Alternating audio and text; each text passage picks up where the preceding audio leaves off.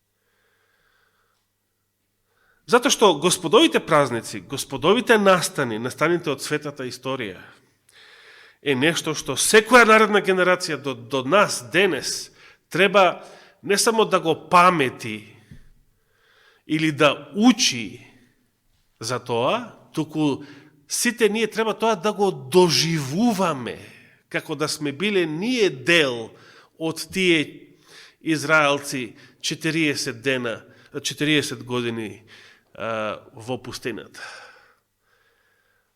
Да ја доживееме и колку што е можно, се разбира, не може сосем, но колку што е можно да ја рекапитулираме таа историја.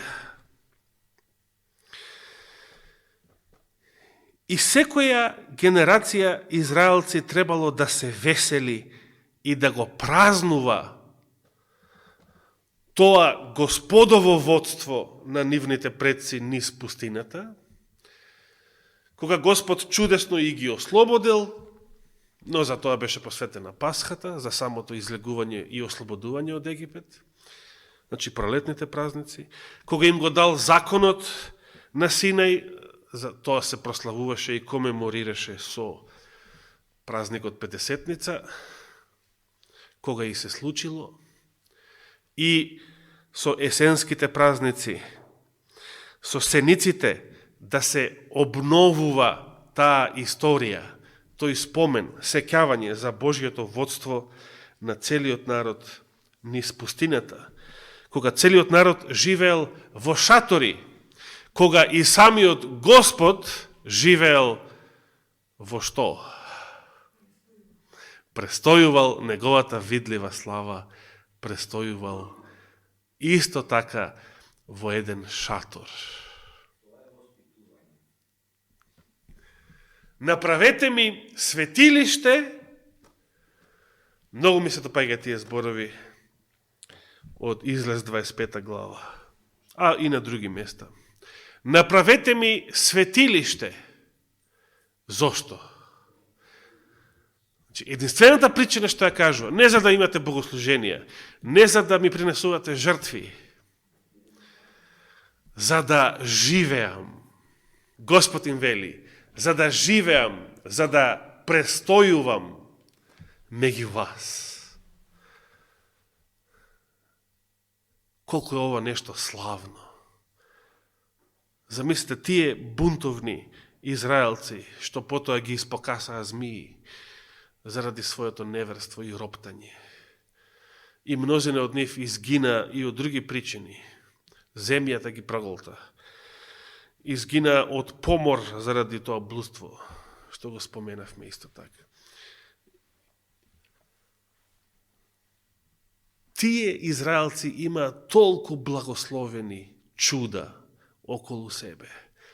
Живиот Господ, видливо во вид на столб од оган ноќе или бел облак дење.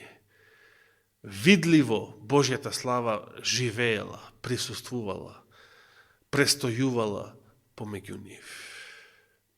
Израелците живееле во шатори и Господ живеел во шатор помеѓу нив, во најсветиот шатор. Самото светилиште било шатор.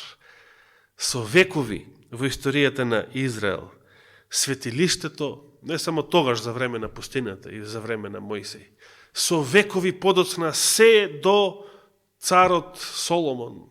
Замислете колку е тоа многу. Дори и во времето на Давид,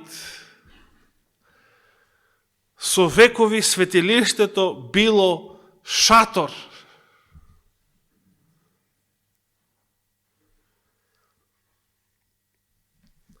Дури во времето на Соломон е изграден храм.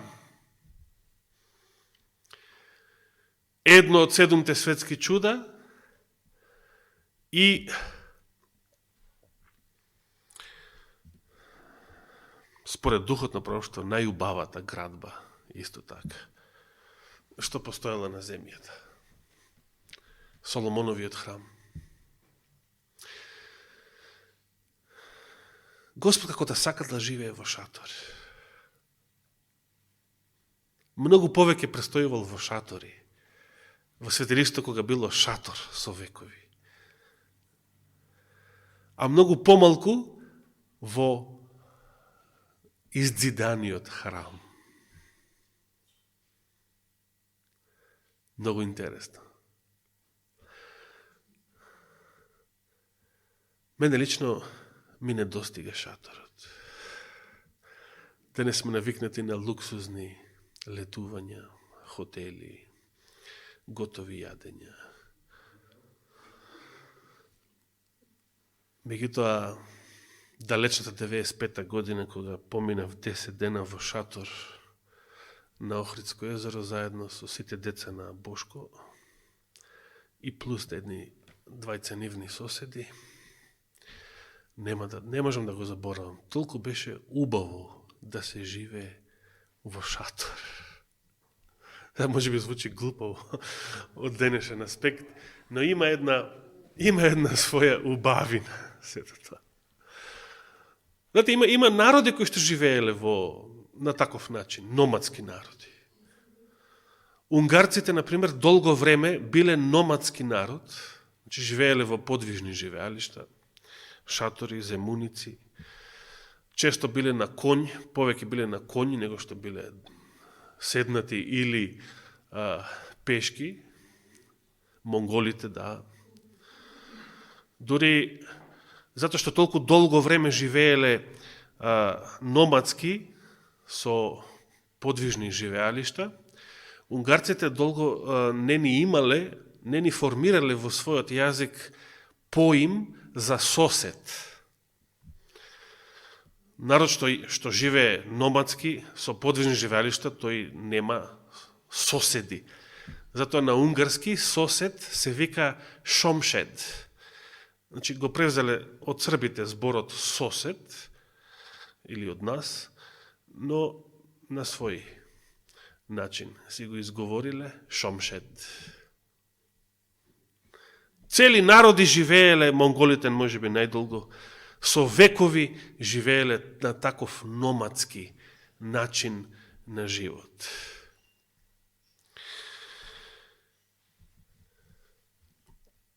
Господ како да не сакал трајна градба.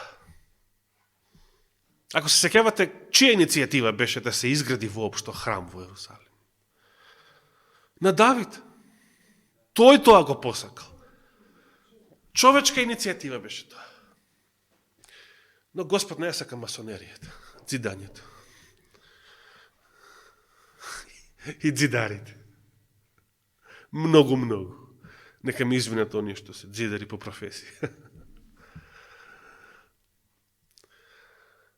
И сепак на Давида не му била удоволена таа желба, туку Господ рече синот во времето на син ти. Синот твој Соломон ќе го изгради, не ти.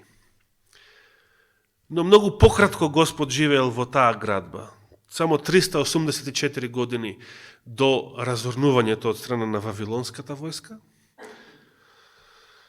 И во вториот храм веќе не била присутна Божијата слава. Иако тој храм постал долго време. Иако и вториот храм во времето на Христа бил најубавата градба на оваа планета. Дури самите римјани се гордееле со Ерусалимскиот храм. Самиот римски Цезар вложувал од буџетот, значи од царската благајна. Придонесувал за обновата и украсувањето на Ерусалимскиот храм. Затоа римскиот генерал Тит имал издадено наредба, изричита наредба до сите своји легионери да не се чепка храмот, да не се уништи храмот, да не се оштети храмот. Значи, среде војната помеѓу Рим и евреите, 70-та година при опсадата на Ерусалим, самите римјани не сакале, значи, генералот, подоцна царот, не сакале, римската власт не сакала да се уништи храмот. Замислете. Но Господ рече дека тука нема да остане ни камен на камен и како што велели на Вајд, некој поголем од Тит, некој поголем од римскиот император, рекол дека тука нема да остане ниту камен на камен, што нема да биде урнат. И затоа храмот бил разрушен, иако врховниот командант издал наредба да не се чепка. Замислете. Колко е Господ поголем и од римскиот цар во тоа време. Да не збориме за овие денешни, кои што не се ниту цареви.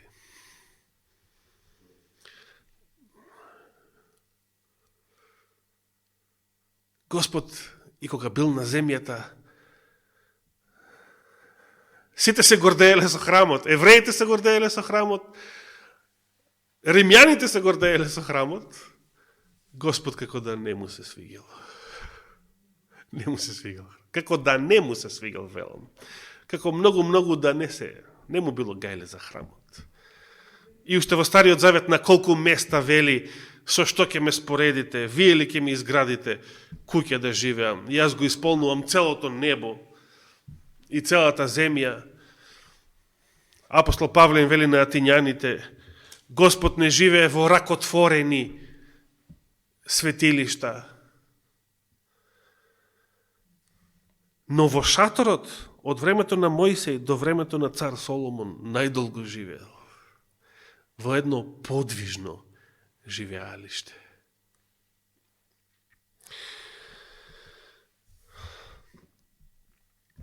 Талмудот вели во посебен одсек кој што носи наслов за празниците и прославите. Се сеќавам уште од 2001 година кога го првпат го читав една ваква мисла. Не сеќавам по кој редослед одеа, барем првите две по кој редослед беа, но вели вака. Кој не го видел Ерусалим во својата слава, тој убав град во својот живот не видел. Ова звучи малку само бендисано, нели? Национална гордост. Израз на национална гордост. Но одиме сега еден чекор понатаму. Втората мисла гласи вака. Кој не го видел изграденото светилиште, значи се мисли на храмот во Ерусалим, тој убава градба, убава зграда во својот живот не видел. И сега со тоа веќе се согласува и духот на пророштвото, со тоа се согласуваат мнозина, не само евреите, може би и целиот христијански свет. И сега, третото нешто во овој контекст малце, може би, звучи чудно, но гласи вака. Замисле, тоа било за израелце, тоа било нешто нај-нај. Кој пак не присуствувал и не го гледал обредот на зафаќање вода последниот ден од празникот Сеници, тој среќа и радост или веселба во својот живот не доживеал. Не знае што е радост таквиот. Што можело да биде толку радосно, толку срекно, толку весело во последниот голем ден од празникот Сеници. Истиот оној ден кога Христос, Јован 8 глава, застанал на средина, среде сето тоа мноштво на израелци. Замислете го, цел Ерусалим живеат во сеници за време на тие 7 дена и секоја вечер, кога се стемнувало, сите се со светилки, сите надвор, кој на улици, кој надвор од градот по планинските ричиња, секаде каде што имале такви сеници направено заради празникот. Цел Ерусалим бил море од светилки навечер. Дури и навечер прекрасно изгледал. И во тој последниот голем ден од празникот, Исус застанува на средина и вели: јас сум водата на животот. Тој сака да им каже дека од ова што за народот било најсрекно, највесело и најрадосно, обредот на зафаќање вода во седмиот ден од празникот Сеници, постои нешто по-убаво, по-големо. Постои една друга вода која што Христос ја нуди, како што претходно зборуваше за еден друг леп, поважен и побитен од небесната мана. Завршиме со тој леп мејатата сабота. Не за секогаш, се разбира. А сега со Сеници се воведуваме во таа вода, за која што повеќе ќе стане збор ако даде Господ следната сабота, во вториот дел од Сеници. Затоа што во седмиот ден од празникот Сеници се вршал, првосвещеникот го вршал тој обред пред очите на целиот народ во Ерусалим, така наречениот обред на зафаќање вода, кој што бил се одржувал во спомен на кој настан од пустината. Кога Господ го напоил од карпата што Мојсей ја удрил, го напоил својот народ со вода. Елена Вајд и за овој обред посветува цел еден пасус во Копнежот на вековите, но него ќе го прочитам, ако даде Господ живот и здравје, следната сабота. А сега ќе прочитам еден друг пасус од Копнежот на вековите за самиот почетокот на главата, значи главата во Копнежот на вековите што се вика на празникот Сеници. Самата глава носи таков наслов. 49-та глава од книгата Копнежот на вековите, во нашиот превод 339-та страница, каде што започнува таа глава на празникот Сеници. За денес ќе завршам само со овој нејзин цитат, каде што таа вели: празникот Сеници бил последниот собир во годината. Божја намера била во оваа прилика народот да размислува за неговата добрина и милост. Целата земја била под негова заштита и го примила неговиот благослов. Неговата грижа не престанувала ни дење ни ноќе. Сонцето и дождот правеле земјата да ги дава своите плодови. Жетвата била собрана од палестинските долини и низини, маслинките биле собрани и драгоценото масло складирано. Во ова време од годината се е пожнеано, се е собрано, се е складирано, се е спремно за зима. Само Евр не правиле тогаш. Во Израел. Кај нас не знам дали правиле. Продолжавам со незините зборови. Палмата го дала својот плод, румените гроздови веќе биле изгазени во бурето за вино. Поточно во кацата. Малце погрешен превод. Празникот траел 7 дена и поради таа прослава израелците од Палестина и од многу други земји ги напуштале своите домови и доаѓале во Ерусалим. Луѓето доаѓале од далеку и од близу, донесувајќи во рацете знак на својата радост. Значи, со празни раце не доаѓале во Ерусалим. За Пасха може да дојдат само со пари и таму да купат јагниња за жртва. Но за сеници се доаѓало со своји плодови, со своите производи, дел од тие производи, на страна што било десеток и другите приноси. Туку сега други нивни производи и плодови кои што ги носеле за да му изразат на Господа благодарност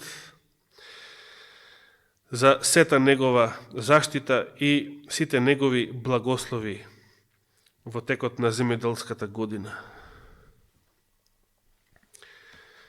Старите и младите, богатите и сиромашните, сите донесувале некаков дар во знак на благодарност на оној што ја крунисал годината со својата добрина и од чии стапки капело изобилство.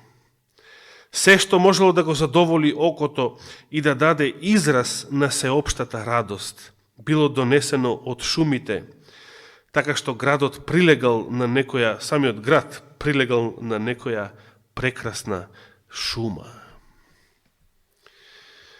Овој празник не значил само оддавање на благодарност за добрата жетва, туку подсетувал и на Божјата заштита и грижа за Израел во пустината. Како спомен на својот живот под шатори, израелците за време на празникот живееле во сеници или шатори од зелени гранки. Тие биле подигнати на улиците, во предворието на храмот или на покривите од куќите. Планините и долините околу Ерусалим исто така биле исполнети со овие засолништа од лисија и со луѓе во движење. Верниците го прославувале овој настан со свети песни и со благодарност. Малку пред празникот бил денот на помирувањето, кога откако ги исповедале своите гревови за луѓето било објавено дека се помирени со небото. На тој начин бил подготвен патот за радоста на празникот. Зборовите од 106 псалм 1 стих: Фалете го Господа зашто е добар, зашто е вечна неговата милост. Величенствено се издигнувале кон небото, проследени со извиците осана и секаков вид музика. Да го довршам само овој пасус. Храмот бил центар на сеопшта радост. Тука се извршувале раскошните жртвени обреди. Тука, нареден од двете страни на белите мермерни скали на светото здание, хорот на левитите го предводел пеењето. Професионалците. Мноштвото верници, мафтајки со палмовите и гранчињата од мирта, се придружувале кон песната и го повторувале рефренот. Потоа и други се приклучувале кон песната од близу и од далеку, така што сите околни ричиња одзвонувале од фалбоспевот. И потоа продолжува да го опишува како изгледал храмот и градот во текот на ноќта.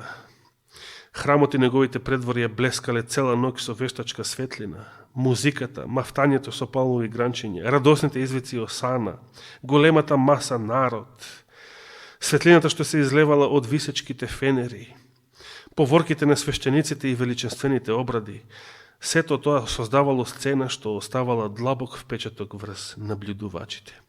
Ви препорачувам ова попладне во своите домови. Прочитајте ја цела оваа глава од Копнежот на вековите, главата, 49-та глава што носи наслов на празникот Сеници. Бидејќи јас не можам тука цела глава да ви ја прочитам. Толку е прекрасна, не би имало смисол. Само би сакал да воведам, како што и ветив пред 2 саботи. Да го воведам нешто размислување за следната сабота, ако даде Господ живот и здравје во вториот дел. Реков Господ во Стариот Завет милувал да живее и тој во шатор, во привремено живеалиште, подвижно живеалиште, во светилиштето. Во Новиот Завет пак апостол Јован вели во 1 глава 14 стих: И Словото стана што? Тело или поточно плод, сарка, и се всели меѓу нас, вели нашиот превод.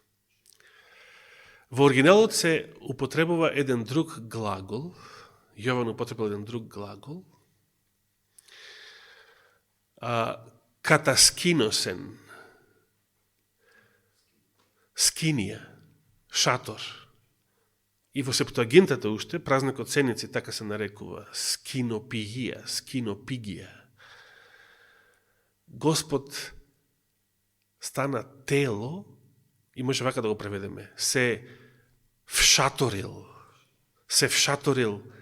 меѓу нас.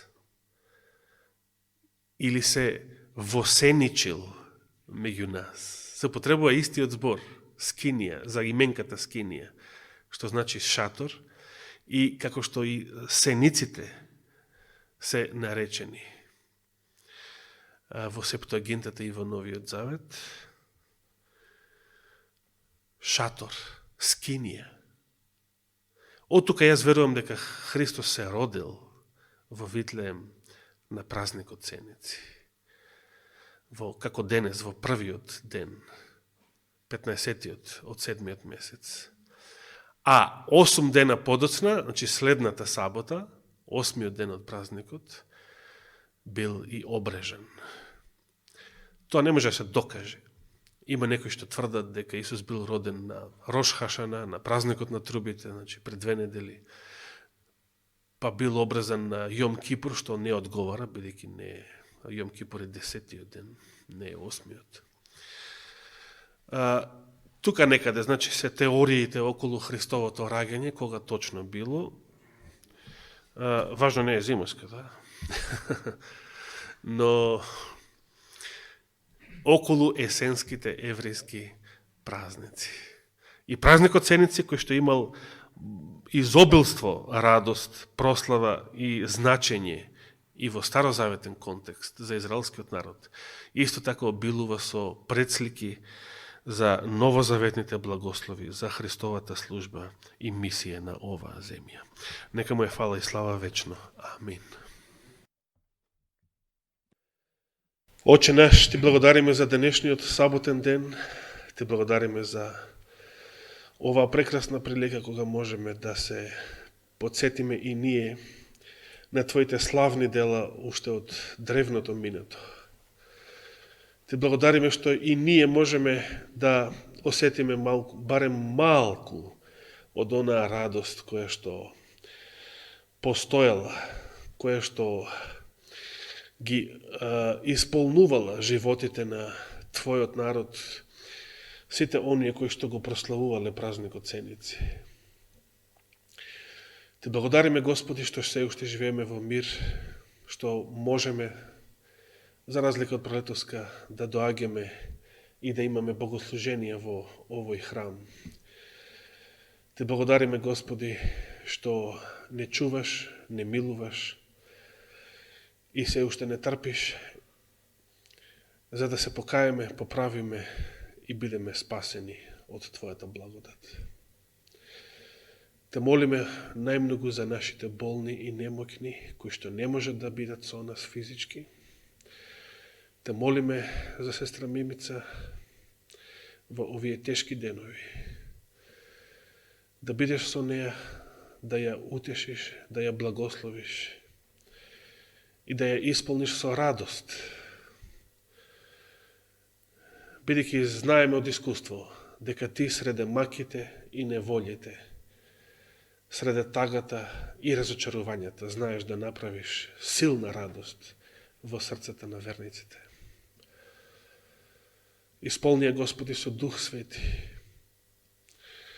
и те молиме нека Твојот допир и даде здравие и живот, нов живот. Како што те молиме и за сестра Стевка, за брат Стојан, Катица, за сите други кои што се болни и немокни, оние кои што се болни во духот, разочарани, оладени, откажани од верата. они кои што се на пат и во разни неволи и искушенија. Биди Господи со сите нив и со целиот Твој народ, кој што денес те прославува секаде по целата планета. Сето ова те молиме и сето ова ти благодариме во Христово име. Амин.